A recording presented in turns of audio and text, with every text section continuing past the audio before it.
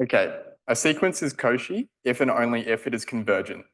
So first let's look at the definition of a convergent sequence, which states, for all epsilon greater than 0, there exists a big N in the naturals such that for all little n greater than or equal to that big N, x little n minus L is less than epsilon.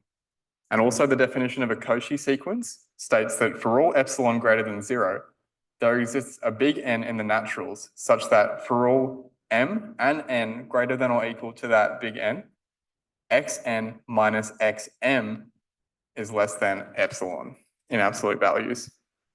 So for an if and only if, we have to consider both cases.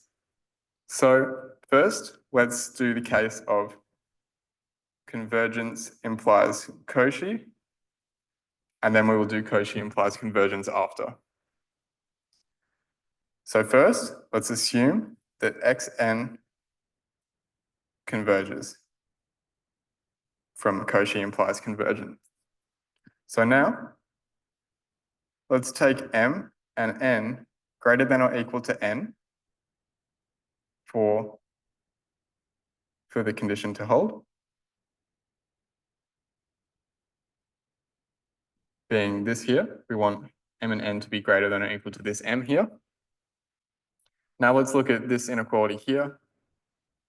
Sorry, this absolute value here, this absolute expression xn minus xm. We can say xn minus xm is equal to xn, let's just subtract L and add L, which is the same as adding 0, so we're allowed to do this, minus xm, and then by the triangle inequality, xn minus xm will be less than or equal to xn minus L plus L minus xm. Okay? And now let's just change the definition of convergence here so that xn minus L will be less than epsilon on 2. So let's say xn minus L less than epsilon on 2. Now we're allowed to do this because epsilon is an arbitrary value greater than 0. So hence, we have here xn minus xm is less than epsilon on 2 plus epsilon on 2. Note that the absolute value means that the sign doesn't matter, the order of the expression doesn't matter, so this is the same as this. So we can say that xn minus xm is less than epsilon on 2 plus epsilon on 2, which is equal to epsilon, which is the definition of Cauchy here.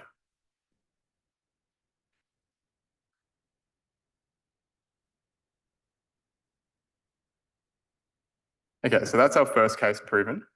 The next, we'll do Cauchy implies convergence, which is a bit more in depth. Okay, so let's assume that xn is Cauchy. And now there's also the fact that every Cauchy sequence is bounded. So let's say, given every Cauchy is bounded, and also by the fact of Bolzano-Weierstrass theorem, every bounded sequence has a convergent subsequence.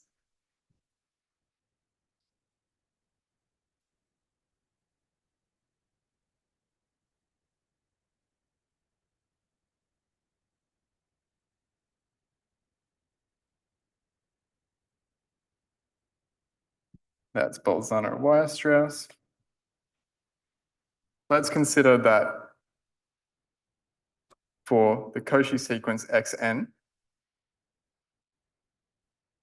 it is bounded by the definition of Cauchy, and there exists a subsequence xn sub I from I equals 1 to infinity that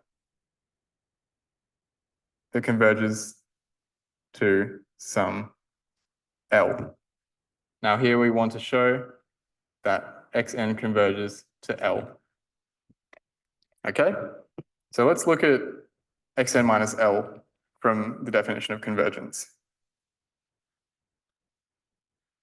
So let's do something similar here. We can say xn minus L is equal to xn minus that subsequence xni plus that subsequence xni minus L. And now, similarly, by the triangle inequality, xn minus L will be less than or equal to xn minus xn sub I plus xn sub I minus L. Okay, so we have two parts here. So we can say, let epsilon be greater than 0, but also be arbitrary.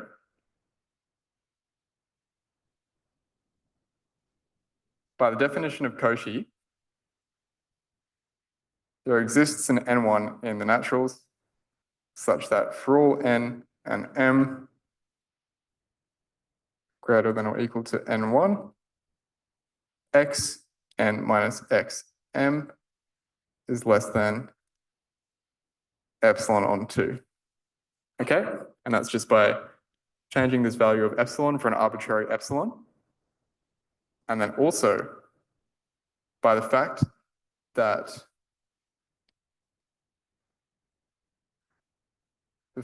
x n sub I converges to L by the fact of Bolzano-Weierstrass theorem,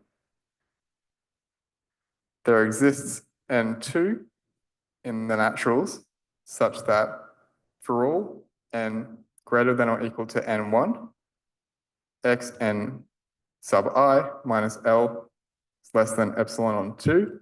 That's by changing the definition of a convergent sequence for an arbitrary epsilon. And n sub I greater than or equal to n1. Okay? Now by this, if we go back up here, this gives us the fact that xn minus L is strictly less than epsilon on 2 plus epsilon on 2 from each part here that we've just deciphered here, which is equal to epsilon, which is in fact the definition of convergence. So thus we've proved that convergence implies Cauchy and Cauchy implies convergence, and we're done.